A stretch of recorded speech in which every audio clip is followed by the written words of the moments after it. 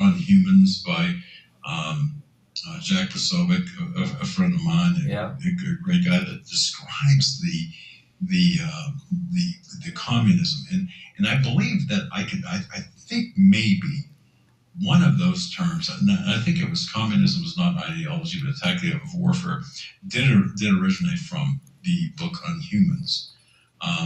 But I think, yes, you're absolutely correct. So if we just merely think about what the October surprise might be, or a series of surprises, or the events leading up to and then after whatever might be coming, if we limit ourselves to man's activities as opposed to a spiritual conflict, we are not thinking as big as we need to think. Because this right now, for me, I'm looking at this, I'm thinking, okay, we are entering into that end time period. Do I know how long it's going to be, or can I honestly say that the tribulation, we're entering into the tribulation period? No, I don't know that. But I can say this, a lot of things are lining up. For example, if you look at the Hamas flag, the four colors on the Hamas flag, and this is just one example, of course, are the four colors of the horses of the apocalypse.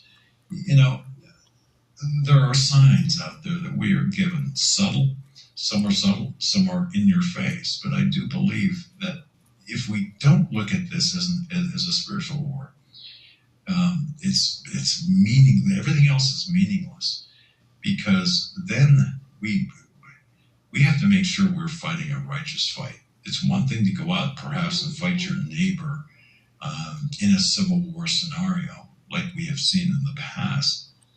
But if that's what you're going to do, and if that's what we're being forced, we're led into doing, then you better have spent time on your knees and pray. Amen. Get prayed up. Amen. That you are engaging in a righteous fight.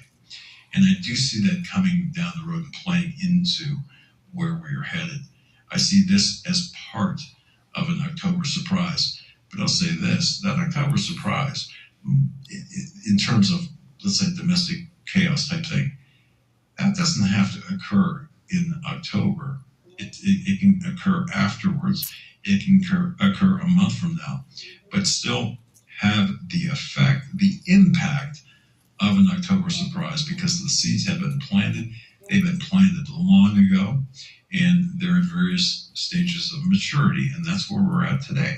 So when you look out at the garden, if we're looking at a garden with different fruits or vegetables being planted, and again, this is how I look at things. Maybe it's pretty simplistic, but what vegetable, what fruit might be ripened at that moment where it'll fall, or you can actually select it from the plant.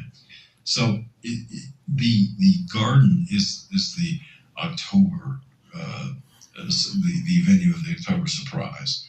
The various fruits, vegetables that are available will be the events comprising what happens. But yet you still have other plants that are different degrees of maturity that, in fact, we can look at and say, okay, that's already happened. We picked that fruit or that vegetable, yet we have much more to go. And I think that's kind of the October that we're looking at in 2024.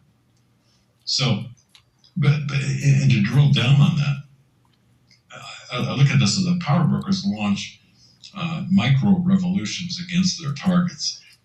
We have seen this over and over and over again. And you know who the best of the best power brokers of micro revolutions on the planet are? It is the U.S. Department of State. It's the U.S. It is the elements within our own government who have this down to a science.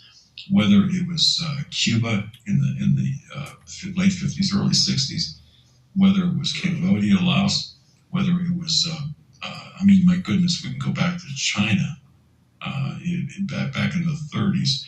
We can go back to, any number of different countries. So we have to expect that same template to be used today.